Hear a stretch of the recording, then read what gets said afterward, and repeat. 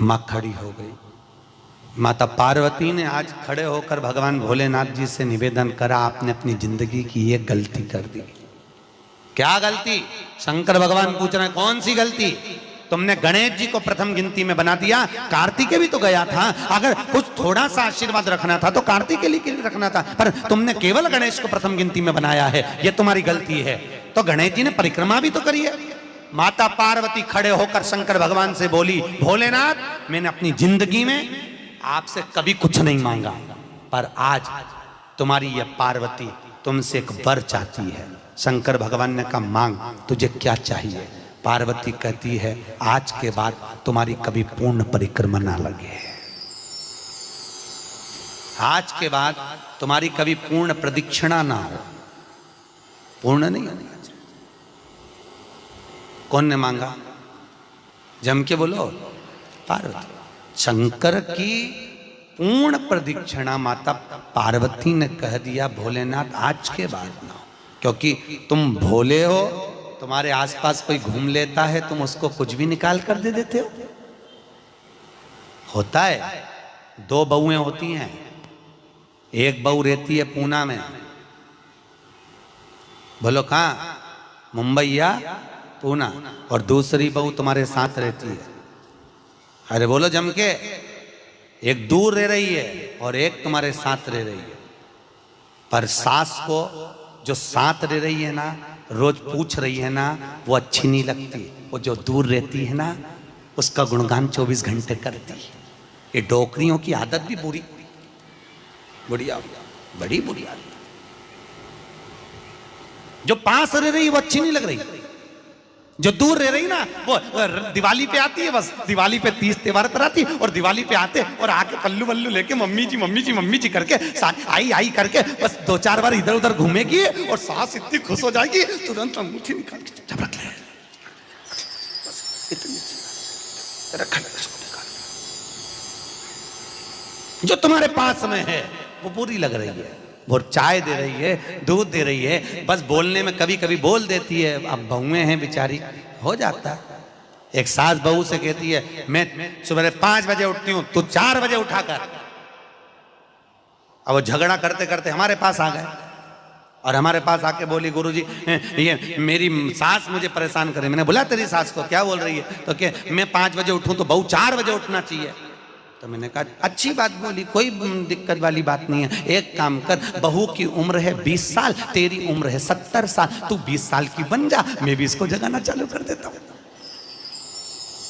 जब तुम, वो कहते हैं ना, सास भी कभी बहू थी।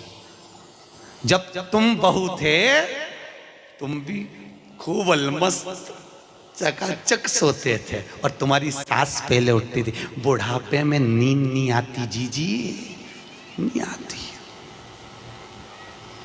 आती क्या? अरे बोलो तो, आती बुढ़ापे में नहीं। मनुष्य की उम्र, गधा की उम्र, कुत्ता की उम्र और उल्लू की उम्र बराबर थी। किस किस की? जम के बोलो। मनुष्य, गधा, कुत्ता, उल्लू। सबको पहचानती हो? ठीक है, सबकी उम्र बराबर है, 40-40 साल। मनुष्य पहले 40 साल का था, गधा 40 साल का था, कुत्ता 40 साल का था, उल्लू 40 साल का था। सबकी उम्र लेवल में बिल्कुल बराबर थी। भगवान क्या देर अंधेर कुछ ये ऊंचा नीचा लेवल अपने यहाँ चले, भगवान क्या नहीं चले। भगवान ने सबकी उम्र 40-40 साल रखी, सबकी उम्र 40। एक दिन गधा भगवान के पास में आया, और गधे ने भगवान से आकर कहा, अरे भोलेनाथ। भगवान शंकर ने पूछा, क्या हो गया? महाराज, हमारी उम्र 40 साल की दे दी, हम लोगों का बोझा ढोते रहे, लोगों का वजन ढोते रहे, महाराज हमारी उम्र बिल्कुल आधी कर दो, बिल्कुल आधी, हमें इतनी लंबी उम्र नहीं चाहिए। भगवान ने कहा, ठीक है गधा, आज से तू 20 साल का। गधा कितने साल का हो गया? अरे जम के बोलो, 20 साल का। थोड़ी देर बाद मनुष्य, आवाज सेट करो, मनुष्य, इको खत्म हो गया, डिले नहीं आ रहा, मनुष्य। और थोड़ी देर बाद में मनुष्य भगवान के पास पहुंचा, भोलेनाथ आगे वापस। आ गया मनुष्य पूछा और भगवान के पास जाकर बोला, भोलेनाथ, भगवान शंकर ने पूछा तुझे क्या हो गया? भोलेनाथ 40 में मेरा क्या होगा प्रभु? भगवान ने कहा गधे की बच्ची है। कितने साल बचे हैं? 20। मनुष्य कहा दे दो प्रभु। भगवान ने कहा ले जा। कितने का हो गया? जम के बोलो 60 का। थोड़ी देर बाद कुत्ता आ गया। कुत्ता शंकर जी से बोला भोलेनाथ, शंकर भगवान ने पूछा तुझे क्या हो गया? महाराज 40 साल की उम्र दे दी, लोगों के दरवाजे पर बैठा रहूं, दरवाजे पे बैठकर झूठन चाटूं, दरवाजे पे बैठ कर रोटी खाऊं, दरवाजे पे दुम हिलाऊं और दरवाजे पे से चिल्लाऊं महाराज मेरी उम्र कम कर दो। भगवान ने कहा ठीक है कुत्ता, आज से तू 20 साल। थोड़ी देर बाद मनुष्य फिर आ गया। भोलेनाथ 60 में क्या होगा? भगवान ने कहा कुत्ता की बच्ची है कि चल जाएगी, ले जा। कितने का हो गया? 80। थोड़ी देर बाद उल्लू आया। उल्लू ने आकर कहा भोलेनाथ, भगवान शंकर ने पूछा तुझे क्या हो गया? महाराज 40 साल की उम्र दे दी, रात रात भर जगता रहूं, पेड़ पे टंगा रहूं, रात रात भर मुझे नींद नहीं आती भोलेनाथ, मेरे को रात भर चौकीदारी करना पड़ती, रात भर पेड़ पे बैठा रहता हूं, रात भर वृक्ष पर बैठा रहता हूं, मेरी उम्र कम कर दो। भगवान ने कहा कितनी कम कर दो? बिल्कुल आधी कर दो। भगवान ने उल्लू की उम्र आधी कर दी। कितने साल का हो गया? 20 साल का। थोड़ी देर बाद मनुष्य आ गया। मनुष्य आकर बोला अरे भोलेनाथ, शंकर भगवान ने पूछा क्या हुआ? 80 में मेरा क्या होगा? भगवान ने कहा उल्लू की बच्ची है, चलेगी कि ले जा। कितने का हो गया? 100। अब तुम खुद देखो 40 वर्ष तक मनुष्य अपनी जिंदगी को सही जीता है। कितने साल? जम के बोलो जरा। 40 साल तक मनुष्य अपने जीवन को सही जीता है। खूब खाता, आराम से पचता, खूब डेंटिंग पेंटिंग सब चकाचक, कपड़े मपड़े सब जोरदार, रकम मकम सब पहने, खूब अच्छा लगे। क्योंकि 40 वर्ष की जिंदगी तुम्हारी है तो 40 साल तक मनुष्य अपने जीवन को सही जीता है। 40 के बाद किसकी लगी थी? जम के बोलो। गधे की। तो 40 से 60 तक मनुष्य गधे जैसा बोझा ढोता है। बच्चों को बड़ा करना है, शादी करना है, मायरा भरना है, परिवार को पालना है, तो बोझा ढो रहा है। जैसे गधा बोझा नहीं ढोता, ऐसे 60 तक बोझा ढोया। 60 के बाद उम्र किसकी लगी? कुत्ता की। जब 80 की उम्र में आता है तो कुत्ते को दरवाजे पे रखा जाता है। जब तुम्हारी 80 की उम्र होगी तो घर के लोग कुर्सी डाल के खटिया पलंग दरवाजे के पास हॉल में बिठा देंगे, वहीं बैठे और रोटी भी दरवाजे के पास, चाय भी दरवाजे के पास, क्योंकि कुत्ते को अंदर परमिशन नहीं है, बाहर। और कोई भी मिलने आया तो वहीं से चिल्लाया बहु, वहीं से आवाज लगा रहा, क्योंकि कुत्ते की उम्र लगी है,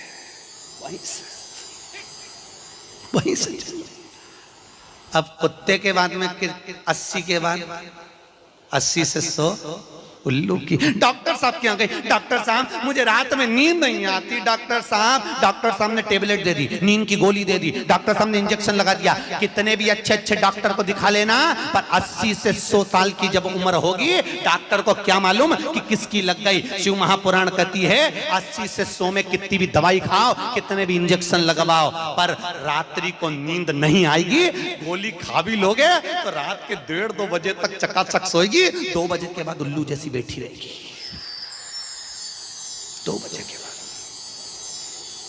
कितना भी खाओ, कितनी भी दवाई खाओ, कितने भी अच्छे डॉक्टर को दिखाओ, पर 80 से 100 में जाग रही। आधी रात को जागे, बहू के मम्मी सो नहीं रही, आई सोई नहीं, आई के मारे नींद ही नहीं आई। अब इसके कौन समझाए उल्लू की लगी, कौन समझाए इसके। 80 से 100। ऋषभदेव जी के पुत्र श्री भरत जी महाराज अपनी योनि से छूटे तो हिरण की योनि में गए। हिरण की योनि पाने के बाद श्री ऋषभदेव जी के पुत्र जो भरत जी थे, हिरण की योनि में आने के बाद में, हिरण की योनि पाने के बाद भरत जी को लगा कि मैं इस हिरण की योनि में पड़ गया हूं, इससे मुक्ति कैसे मिलेगी। तो हिरण की योनि में आने के बाद भरत जी महाराज पीपल के वृक्ष के नीचे जो संत बैठे हुए थे उनकी 108 परिक्रमा करते थे हिरण की योनि में। तो हिरण की योनि के 108 परिक्रमा कर रहे थे। उस दिन थी सोमती अमावस्या का दिन, जिस दिन हिरण की योनि से परिक्रमा करते करते भरत जी महाराज छूट गए थे और वापिस मनुष्य की योनि में आ गए थे। ये 108 परिक्रमा का फल है। ऋषभ जी के पुत्र हिरण की योनि से छूटकर परमात्मा की भक्ति को मनुष्य देह मिल गई।